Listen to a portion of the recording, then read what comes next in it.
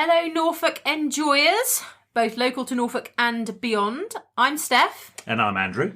And you are listening to the Norfolk Good podcast. Oh, yes. We are frequently found enjoying Norfolk, mostly online at the moment, on Instagram, Facebook, Twitter, and at enjoyingnorfolk.co.uk. And obviously you have several previous episodes of the podcast to listen to if you haven't already checked those out. Today, what are we up to, Andrew? What are we going to talk about in this episode? In this episode, we're going to journey further around the Norfolk coast this time. Yeah. We did the East Coast in episode 8. Yes, yeah, we did. Yeah. And we ended at Munsley. Yes, fabulous Munsley. Okay, lovely. Yes, yeah. lovely. And in this episode, we're going to take a journey further around up onto the North Norfolk coast. Wonderful. Bit of a whistle-stop virtual tour around the coastline. Yep. Getting everyone whetting your appetites for summer. So we can get back out there again and enjoy the coast again. Fabulous. So we ended at Munsley, and now we're going to take further around. We're going to head over to Overstrand. Okay. But first of all, when you're driving around that part of the coast from Munsley, you'll pass this huge golf ball up on the cliffs. Okay. There, which is kind of like, well, for me anyway, is kind of like an iconic structure on the North Norfolk on the coast. Trimingham. Yes, at Trimingham. Yeah, as you're passing through Trimingham. And what is it? Oh, I'm glad you asked. It is actually an RAF radar station. Functioning one, like A functioning one, yes. Yeah, functioning. Okay. It's like a sub radar station there. Okay. Yeah. But it's kind of like sort of where you're heading and where you are when you see that massive white golf ball on the it's a good landmark.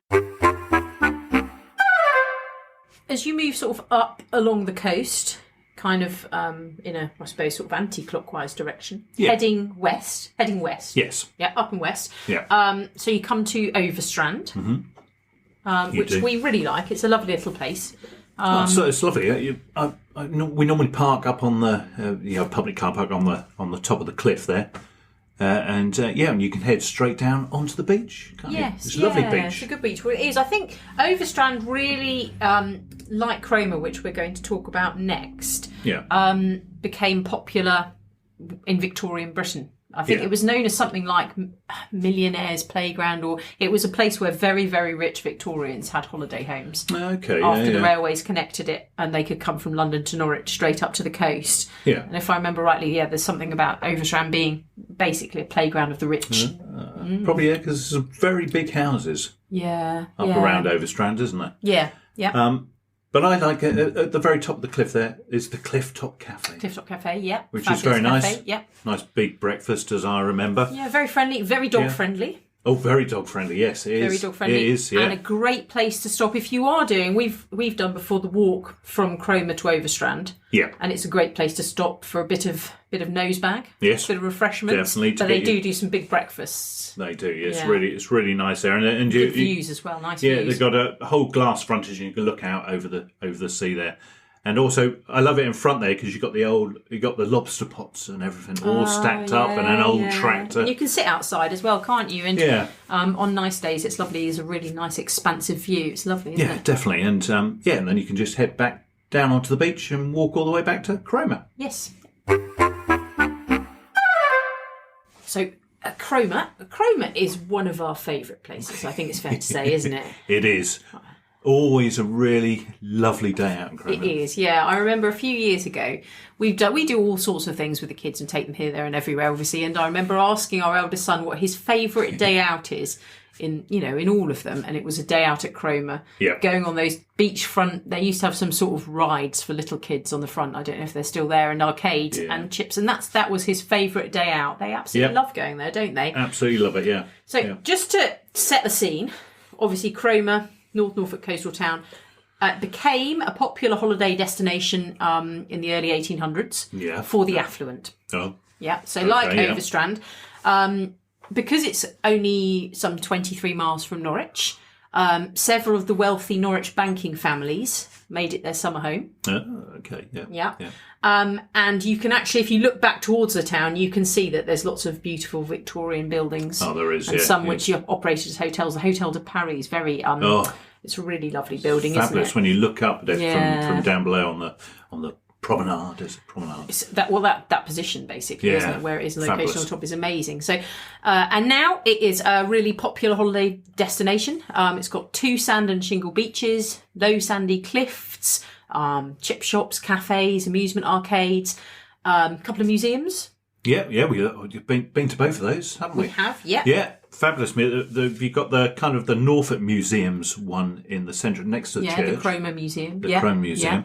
Yeah. That's really good, actually. It is. Actually, it's fantastic. Yeah. We went there. Didn't we go there for the first time? Was it last year? Or the first time in a long time last year. Yeah. Yeah. And you've got all the different rooms and everything you can go into. Yeah, a lot about the history of it, because these are also really old places, aren't they? They're really old settlements. So they date way back to they found artifacts dating back to prehistoric times and that sort of thing. So the geography and the geology is fascinating. Loads of fossils and that sort of thing. So there's a lot of stuff for museums, basically. Yeah, it looks tiny on the outside, doesn't it, when you're looking at a Cromer Museum? But when you get in there and behind... Was that where we saw the Olive Edith exhibition? Yeah. I think it was. Yeah. We spoke about her in the last episode. She was a famous female photographer, an early female photographer who took portraits of local fisherfolk and that sort of thing, didn't she? We saw that there, I think. Yeah, because they had it at the castle for a bit in Norwich.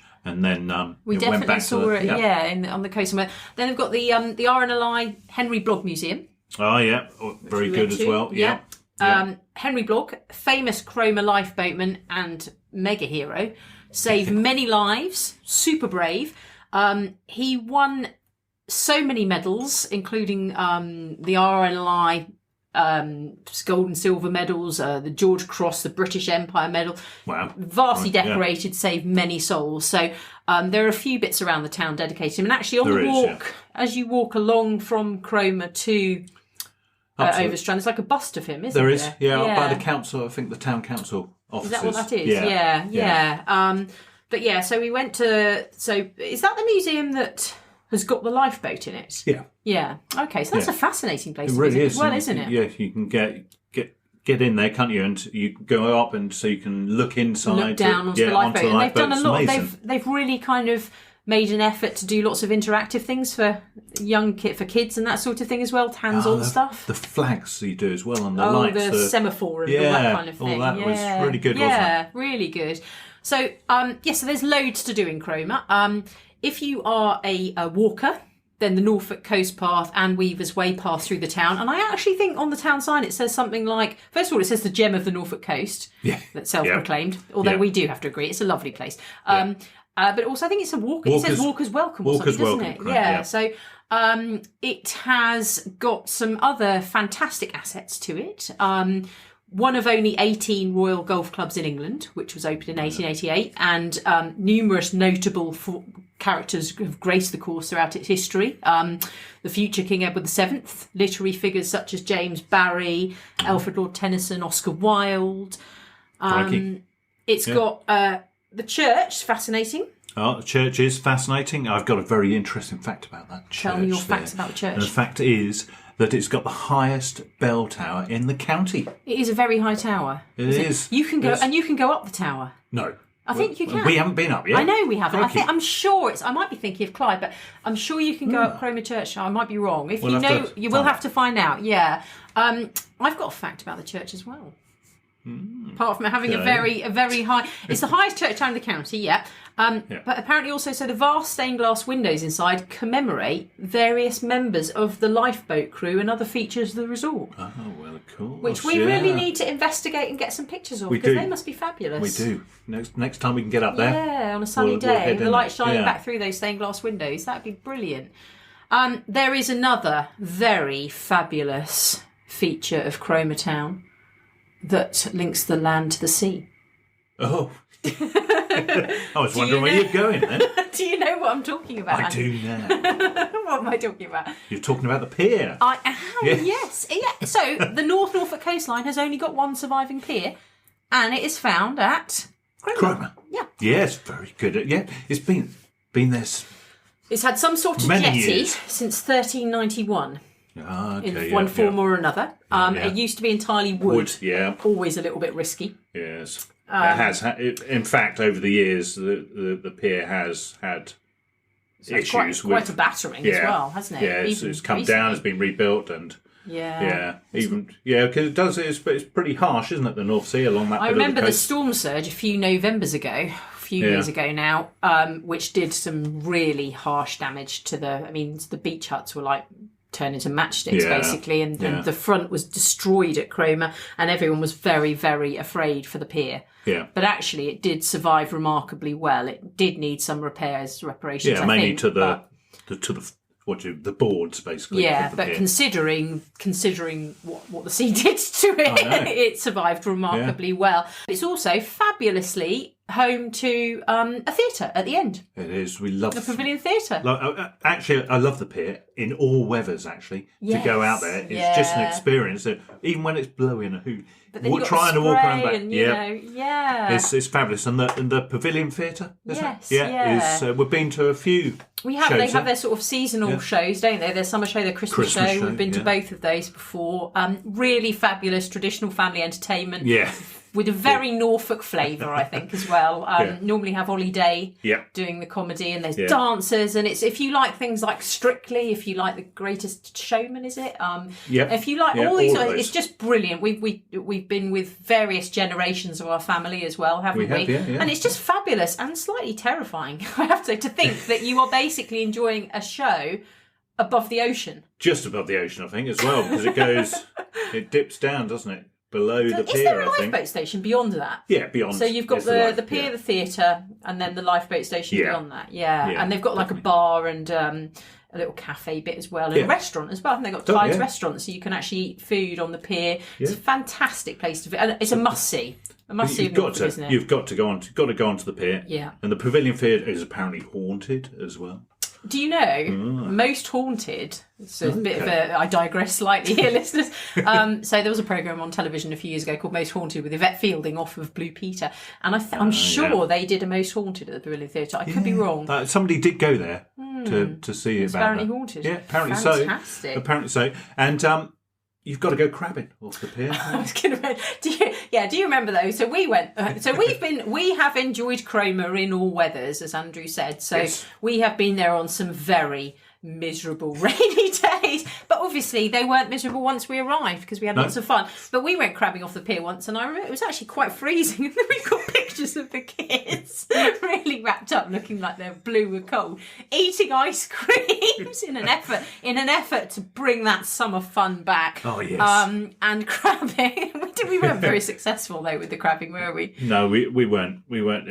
I think we need to put a bit more effort into it. Well, to be fair, like, the people beside us had like kind of industrial crabbing equipment. I know, they stole all the crabs, I think. Whereas we were doing it traditionally with like a bit of squid or something on a line, and you pull it all the way up the pier, get to the top, like the top third, and then the crab would just let go and fall back into the ocean. So that was. But then the people next to us had like some sort of crab lobster pot thing where all the crabs just came in and they pulled it up. Oh no, that's cheating. There's no sport in that, is there? It's basically providing the crabs with a hotel and then lifting them up via some sort of elevator contraption. Speaking of crab, obviously Cromer is famous for its Cromer crab. Oh, it is. Can be enjoyed at many eateries along the coast. Yes. And throughout Norfolk. And you can buy freshly caught crab from shops in Cromer Town Centre. You can. In normal times. Yes. So not that really appeals to me because I'm vegetarian, but I imagine you like a bit of Cromer crab, don't you? I do. Yeah, the boys like a bit, don't they? I like it in a sandwich, actually. Yeah. There are some nice eateries in Cromer. We like going to Number One, the chip shop, don't we? Yes. Yeah. That, what do they do that? The popcorn. Cockle popcorn. Yeah, try saying that after a few. It's a bit of a tongue twister, isn't it? going back to the pier, I was also going to say, when you're on the pier, one thing you've got to remember to do is look back towards the town. Oh, totally. Because the vista is amazing, and it's a really, really great shot for a photograph. You can see the whole of Cromer town there with the Hotel de Paris, which is just at the end of the pier, basically, isn't it? Well, it's not immediately at the end, but it looks like it is. It sort of bookends it. Yeah, up on the cliff. And you've got the stairs going up, lovely, haven't you? Yeah. Come down both sides. And that's absolutely amazing. Very, very nice. We like Cromer a lot. Yes. A couple of things to finish off our visit to Cromer. And another iconic bit of the landscape there is the lighthouse. Oh, yes, yeah. Which we may have mentioned before, but we like a good lighthouse like Haysborough and the lighthouse at Cromer. But one interesting fact that I found out, it was built in 1834, it came operational in 1833, and it was actually built half a mile away from the cliff edge. Oh, really? Yeah, and it's not half a mile away anymore, is it, by the looks of things? Oh, I see. So you can sort of see how the erosion's affected it. Yeah, because it's a really nice walk, actually, down from the beach. So we sort of park in the town, don't we? Walk down to the beach and then walk up to the lighthouse, and then you can either come back down to the beach or walk round through, can't you, by the road? Yeah, sometimes it's best to walk up to the lighthouse, and then you get to walk down the steps to the beach. Yes. Otherwise, you've got a steep climb. But that was the way we did it most recently. We went there just before Christmas, didn't we? And we did it. Yeah, but that's and I think you can stay at that lighthouse. Apparently you can. Yes, apparently you can stay there. Yeah, and also we should probably give a mention, talking of nice places to stay. The Grove in Cromer. Oh, yeah. Friends of ours, one of our faves, and we have glamped there. We have. And eaten there, and I know they're getting ready to reopen again with a fabulous new... Sundown. Yeah. Eatery under teepees, which can have Norfolk tapas. Lobster, pizza. Yeah. And seafood. So it'll be really fabulous and summery and Norfolky, which really, that's all our boxes ticked, isn't it? Yeah, no, definitely. If you're up in Cromer over the festive period, there's two events that you have to go and see or partake in. Well, only one you can partake in, I think. But the first is the Boxing Day dip. Oh yes, Which is I haven't actually done it. But we've watched it being done, haven't we? Yeah. It's quite a spectacle. It is. Again, I think it was cancelled last year for obvious reasons, which is very sad. But so lots of very brave, slightly crazy people. Running into the sea for charity. Into the sea, and a lot of them run out fairly quickly as well, don't they? But I can't imagine why. Some of them in fancy dress. Yeah, it is a really good thing to see, and you can get on the pier and watch it. It's the best. Yes, we watched it from the pier before Boxing Day morning. Yeah. And raise a lot of money for charity, doesn't it? It does. Yeah, so good fun all round. Yeah. I would quite like to do that one year, actually. I think it'd be a fun thing to do. Not too sure about that. A face that indicates he does not share that view. As long as my fancy dress is a wetsuit. That's cheating. You'd have to wear a bikini or a mermaid's outfit or something hilarious like that. I don't think people would want to see that. What was the other special event? The other special event is the New Year's Day fireworks. Ah, yes. From the pier? From the pier, from the pier. So you can't see those from the pier, but you can see them when you're up on the top. In Cromer. Yeah, and quite far along as well. We've parked quite outside the town before. And you can park up on the cliff further up, heading towards East Runton, and watch them from there. Fabulous, two great things to do. So again, in normal times, make a little note. They are Norfolk things well worth doing. Before we carry on round the coast, just wanted to read out some of our listener feedback, because we asked the question on Instagram, what memories do you have of the North Norfolk coast? Just wanted to read a few of these, and obviously if you're listening you can see if perhaps you share similar memories. As ever, if you do have any memories that you want to share with us about any of these locations we're mentioning, or events or happenings or places, you can get in touch with us via the website enjoyingnorfolk.co.uk or via social media. We're always listening. We're always there. I'm looking forward. I haven't seen these, so I'm looking forward to hearing them. Well, I haven't actually read through all of them, but they're really lovely. So, we asked what are your memories of North Norfolk coast, and Emil Cook says drinking hot cocoa with my nana and granddad on the beach in Sheringham. Oh, lovely. Lovely, yeah. Number 10 Gardener says being on honeymoon. Fabulous place to honeymoon. Fabulous memory. Stace Morrie says, sunset over the marshes in Brancaster, sipping a cold white wine. Can't wait to return. Wow, yeah. Lovely. I wonder if that's at the old White Horse. It's got to be, hasn't it? Sipping white wine, watching the sun setting over the marshes. Fabulous. Trudy Maxim says, wonderfully happy summer holidays when I was a child spending time on Wells Beach. Source of many memories there. And we're going to talk about Wells a bit more in a bit. Harrison Hazel says, family memories, tranquility, gorgeous beaches, big blue sky, and feeling completely relaxed. Oh, how lovely is that? Yeah. I mean, that is so true. The wonderful thing I think about the North Norfolk coast is, for at least part of the year, it's very quiet, isn't it? Yeah. And you can go up there. I mean, when we went before Christmas, obviously we were in some sort of weird partial lockdown status anyway. But it's super quiet. We've walked on places like Holcombe Beach before, and it feels almost like you're the only people there. Yeah, it does. Yeah, it can literally be. It spans. Yeah, I mean, it's just huge. It really is. Space to breathe. Definitely. Really, and just totally lose yourself. Just let go. Really fabulous activity for your mind, body, and soul. It's real tonic, isn't it? It really is. Yeah. And then even in the summer, even in the height of summer, and we've been to Cromer. We were just talking about. Do you remember on sort of around the carnival and that kind of thing, where it's rammed? It is, yeah. And yet still it doesn't feel, it's not sort of, massively opposing, is it? No. It's not doesn't crazy feel claustrophobic or anything. No. And we've been there when the pier's been, when we were doing the duck race and stuff, and there were loads of people, but it's still not like, it's not like some places where there's literally no room to move. No, definitely not, no. Which I think is one of the real advantages. Forgot to mention the carnival, it's brilliant. It is, lots of fun. Another great time of year. And normally the Red Arrows make appearance, don't they? They do, over the pier, do a great display over the pier. Yes, and someone here's actually said, Sam Groom says one of their memories is Cromer Pier Christmas Show. Yes, we agree. Yes. Fieldside 12, these are all their Instagram names. Lovely sandy beaches that stretch for miles. Oh, that's what we were saying, wasn't it? Tracy Houghton, walking back to Pinewoods after drinks in Wells. And falling off one of the gates. Tracy. Dear, a bit too much drinking there, was there? Chatsbrook say crab fishing. Yeah, crabbing indeed. Yeah. Robert Addison says Blakeney, and Patty Dawson says playing with my little munchkins on Overstrand Beach. I haven't seen them for 13 months. Oh, that's very sad. Yeah. So grandchildren or something like that. Well, hopefully you'll be able to see them again soon. Yeah. So heading out of Cromer. Yep, round up and round again. Up the hill, around the roads. Yep. You come to the fabulous East Runton. Mm-hmm. Yep. Again, lovely beach. Mm-hmm. So you can park up there again and walk down to the beach, past the fishing boats and everything. It's a very, very unspoilt beach, I think, East Runton, isn't it? There's not like loads of stuff going on there. Not it's very, very natural. Yeah. Very great for rock pooling when the tide's out. Oh, definitely. But actually, that's something you've got to check, because when the tide's in, you can't get down to it at all. No, you got it. With all the coasts, you've got to keep an eye on the. Yeah, but particularly there's literally no beach when the tide's in. You cannot get on it at all. And then when it's out, but there's really, really good opportunities for rock pooling.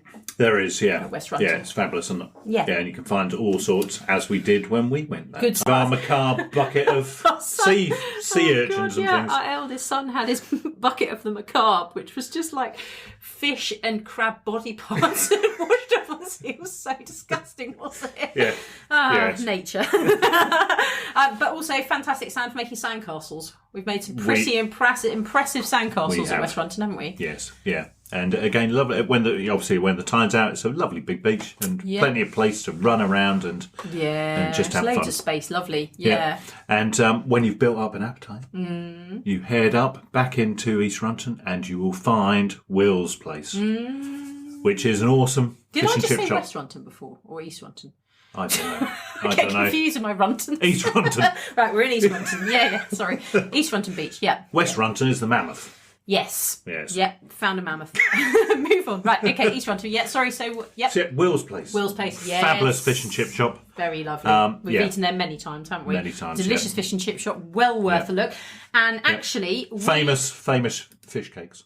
Yeah, he makes his own fish cakes. He makes his own tartar sauce. He does. He knows his stuff when it comes to fish and chips. Get a bit of lemon with your fish and chips. Lovely.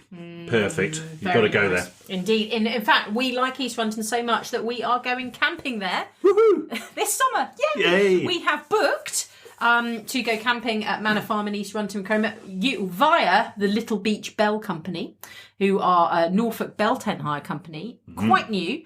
Quite fabulous because they basically do it all for you. They put up your bell tent. Oh, thank goodness. Put most of the stuff in there and you can hire little extras like even sort of dinnerware and the camping stove, etc., etc. So you just rock up with your duvet and pillows and whatnot and your bodyboards and beachwear. You do. You Fabulous. Do. Some people like to put up a tent. I am not particularly... actually, that does remind me of the time... This was West. Do you remember West Runton where we did camp? And it was the world's coldest Easter. It was. So we haven't actually been camping. I personally, I don't know whether Andrew agrees anymore. I personally think camping is a marvellous family holiday because it's quite good value. It's not really expensive. I agree with that, yeah. You're getting back to nature and kids seem to love it. It is, however, I wouldn't say it's necessarily a relaxing holiday. It's quite a lot of work, isn't it? Well... For me, it's just the putting up and taking down the tent. And getting up at the crack of dawn to make a kettle on the stove and that kind of thing. Yeah. Well, I remember a time where I put a tent up. I got the tent up. I thought I'd got it up. And I tripped over one of the guy ropes and the whole thing came down again. You know? So, that's why we quite like it when the tent's put up by somebody else more competent. We do. So we like glamping. Yeah. So there are some people that love the kind of real hardcore camping and they've got all the gear and that kind of thing. We like glamping. And we've glamped at all sorts of places around the North Norfolk coast. So we glamped at the Cromer Grove. Yep, glamping. Grove, fabulous. Yep. It was August and it absolutely chucked it down. So much. It was unbelievable. Then we also did the Ready tent with the Caravanning Club at West Runton. Which is... The tents are very good. Brilliant. They're kind of wooden semi-permanent structure, aren't they? Again, it was Easter. Easter can be lovely. This Easter, so cold it actually snowed. It did. It was the coldest I've ever been in my life. I actually thought I was never going to wake up the next day. We had to go to bed in our hats, coats, multiple layers. Anyway, I've never seen anyone pack up our stuff so fast on the Monday morning as Andrew did. And since then, we haven't been camping. So this is our first foray back into camping via the Little Beach Bell Company.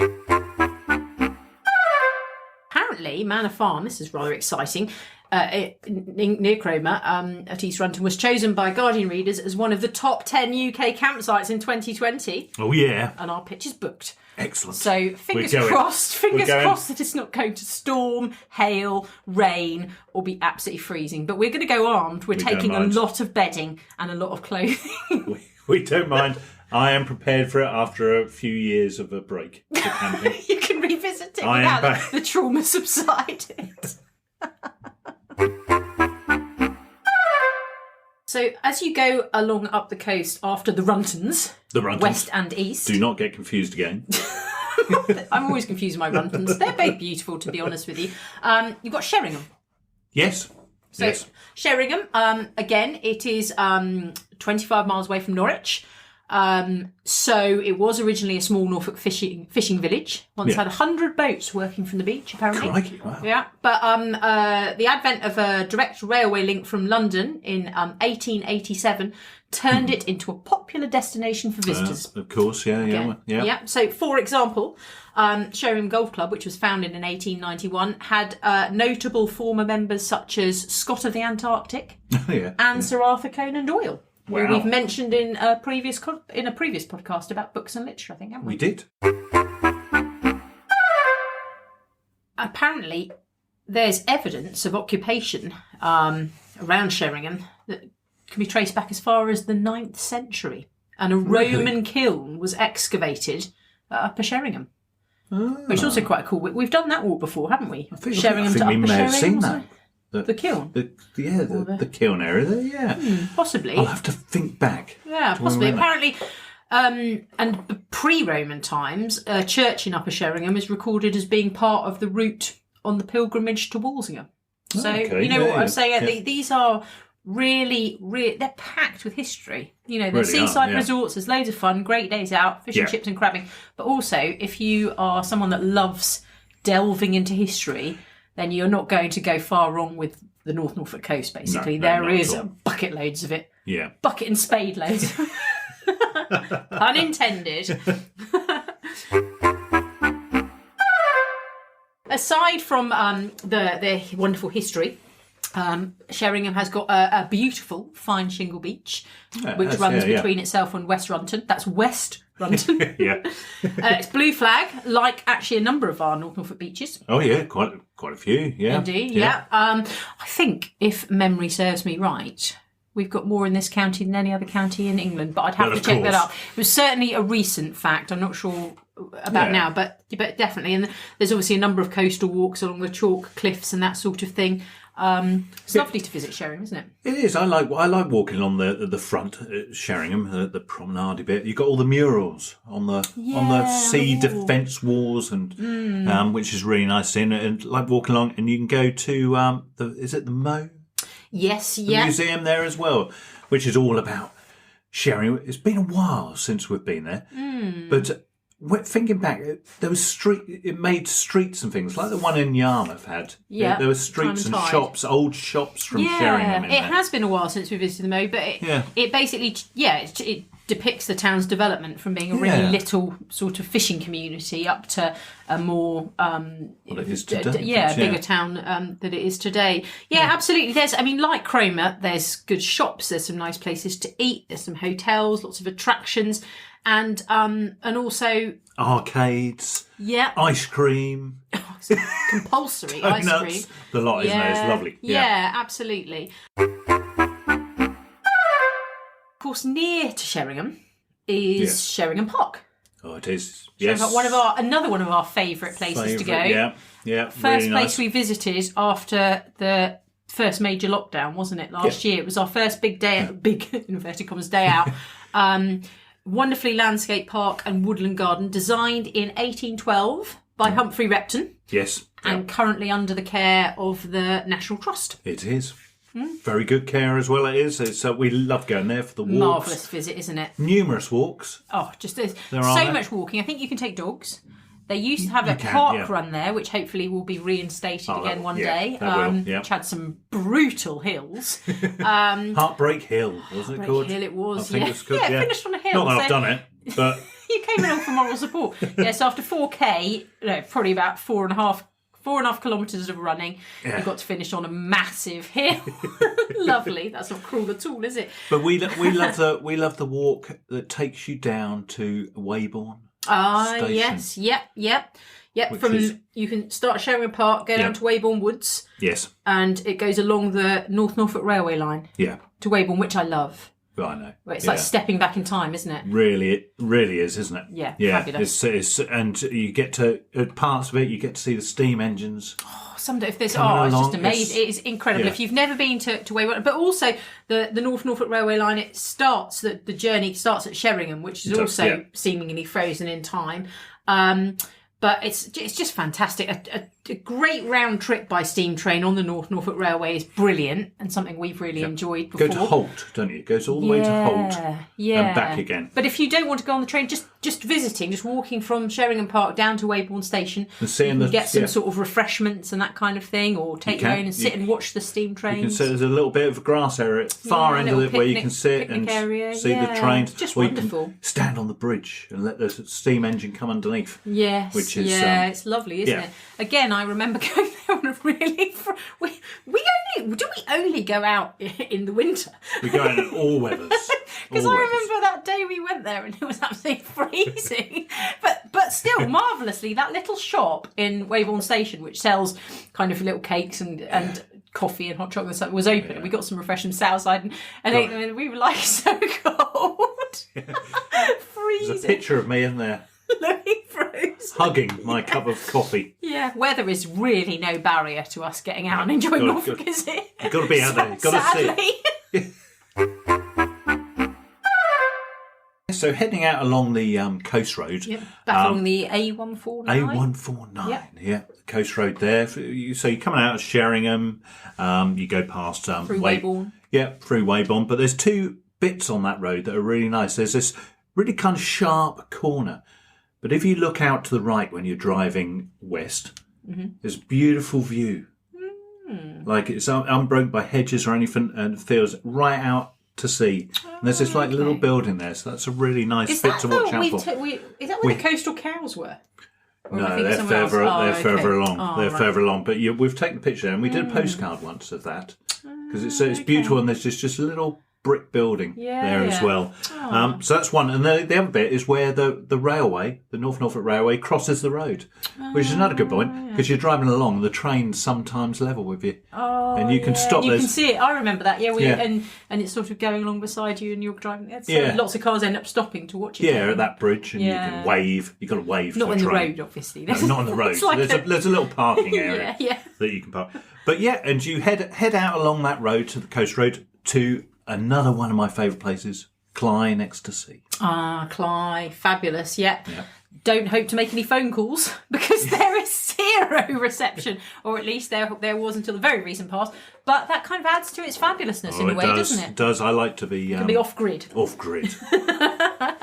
Very off-grid. Cly's lovely. So it's a little, small fishing port and town. Again, just 25 miles from Norwich. Main route of access off the coast road. Yep. But, fact fans, okay, so now it's quite... Cly Harbour's quite shallow. It does link out to the sea by way of the narrow Blakeney Channel. But once, it was one of the biggest ports of East Anglia. Really? Indeed, exporting wool and grain, and large ships could access the port via the estuary channel just west of Cly. And they carried quantities to ports in the East Indies and the east coast of America. That's amazing. Indeed. That's amazing. I think they've done the Harbury bit there now, near the windmill, haven't they? Yes. Yeah, they've done it. Obviously, Cly windmill. Only little boats can come in and out of that. Yeah, that's a lovely. There's a lovely walk around Cly. Actually, we've done some really nice walking, and obviously there you mentioned Cly windmill, another landmark, Norfolk landmark, which you can stay at fabulously. You can stay right at the very top of it. And it is marvellous inside, isn't it? It's really lovely. People talk about boutique hotels and all that kind of thing. It's absolutely gorgeous inside. Yeah, and you can get married there and everything, can't you? You can in the downstairs room there. You can get married, and then you've got all the access, and you can stay. Everybody can stay there. Such a novel place to stay, lovely. Yeah. And wasn't it in Grandpa in My Pocket or something like that? No, what was it in? Don't put your hat on, Grandpa. It was Grandpa in My Pocket. CBBC programme. Yeah, when they moved from wherever it was, Southwold. Yeah. And he moved to a windmill. That was the windmill. Fabulous. That's the windmill. Brilliant. And while we're on sort of famous people at the windmill. Oh, yeah. It used to be the family home of James Blunt. Oh, I think you've told me that before. Is that it is true, actually. It is true. Because there's a sign up in their garden. There you go. Yeah. You're beautiful. Probably harking back to the time when, it was one of the biggest ports of East Anglia, lots of comings and goings and that kind of thing. Yeah. Really interesting place in Cly on the High Street is the Customs House.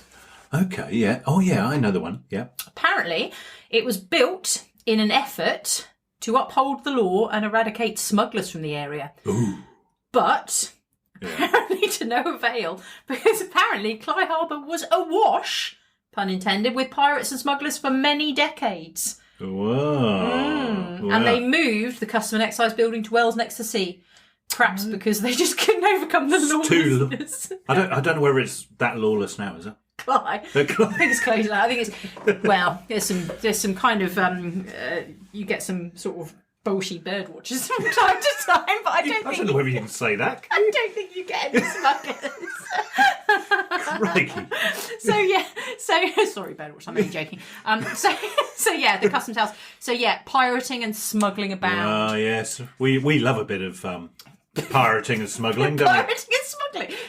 I don't know if that's the image we want to put out there, Andrew. What I was going to say is talking about bird watching. Oh. Cly has 400 acres of marshland and the original Norfolk Wildlife Trust reserves there. It does. Which is a blueprint, and this is really fabulous claim to fame, for nature conservation across the country. It's Cly Marshes, and it is regarded as one of the UK's best bird watching sites. Oh, it's got to be, isn't it? I think I've heard a lot of people say that actually, and it does get a lot of visitors from it. Yeah, it does. We've been out on part of it, haven't we? Yes. Yeah. But I think we had the boys with us, and they're not particularly quiet. They're not the quietest if you're trying to look at nature and wildlife. Yeah. It's never going. So he quickly exited the. Yeah, if you sort of bring them near a hide, you just get glared at. Yeah, that's what I was there. You go, see the building. But the building there at Cly Marshes, they've got a fabulous visitor centre there now.